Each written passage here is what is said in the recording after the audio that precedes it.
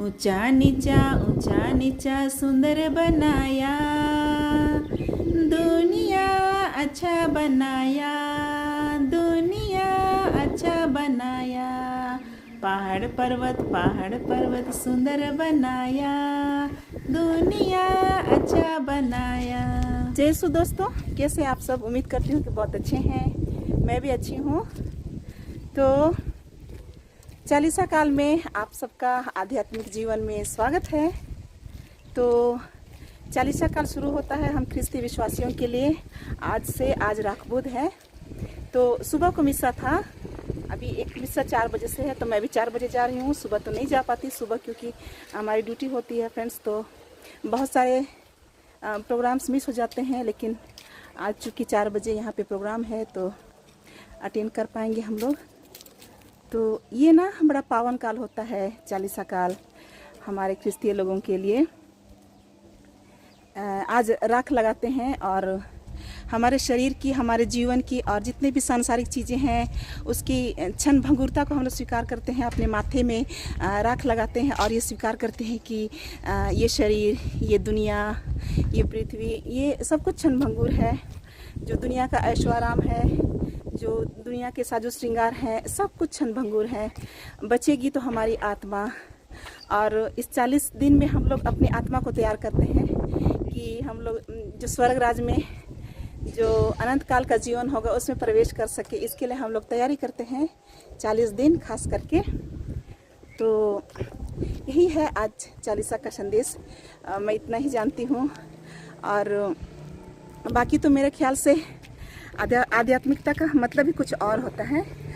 मेरे ख्याल से सिर्फ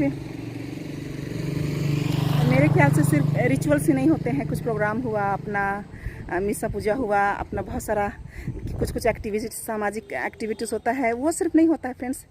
मेरे लिए अगर हम लोग आध्यात्मिकता की ओर जाएंगे तो हमें कुछ अपने जीवन में दिखाना होगा कि हम ख्रिस्तीय हैं और यीशु का प्यार को लोगों को बांटना। जैसे कि आप अपने खूबसूरत स्माइल किसी को दे सकते हैं और किसी का हाल चाल पूछ सकते हैं डेली जीवन में, कि आपको अंदर से अच्छा लगेगा कि हाँ मैंने किसी के जीवन में खुशियाँ लाई हैं थोड़ी सी, ऐसा। और ऊपर वाले को शुक्र है कि मुझे इसका भरपूर मौका मिलता है फ्रेंड्स।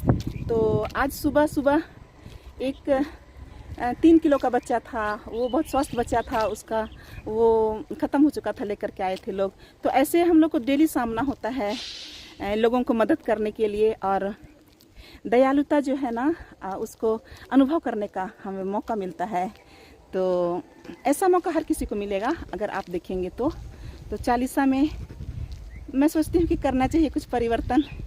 ना तो फिर हम लोग उपवास करेंगे और किसी को दान नहीं करेंगे, और प्रार्थना बहुत करेंगे और मेल जोल नहीं रखेंगे किसी के साथ में, तो मुझे वो ढकोसला टाइप का लगता है। तो अपना जीवन को परिवर्तन करना और प्रभु यीशु ख्रिस्त को पूरे रूप से समर्पित करना, यही मुझे चालीसा का लगता है।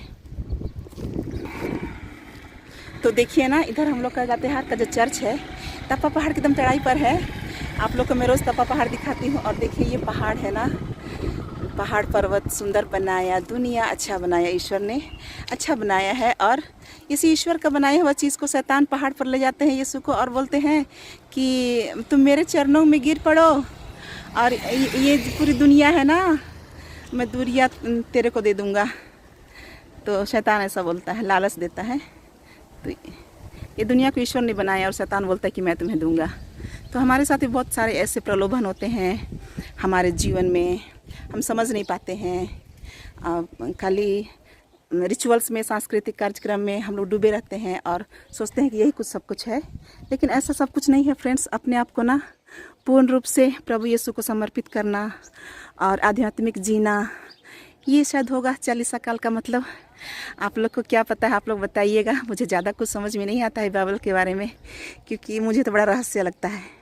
बाइबल का एक लाइन मुझे बिल्कुल समझ में नहीं आती है, और जितने समझ में आती है ना, मैं उसे लागू करने की कोशिश करती हूँ। बस उसी में मुझे खुशी मिलती है।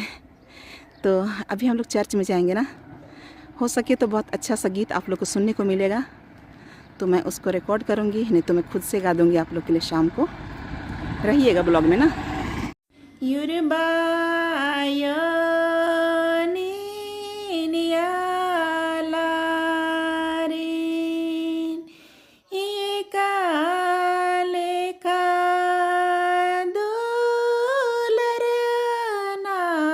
जकाय युरबाय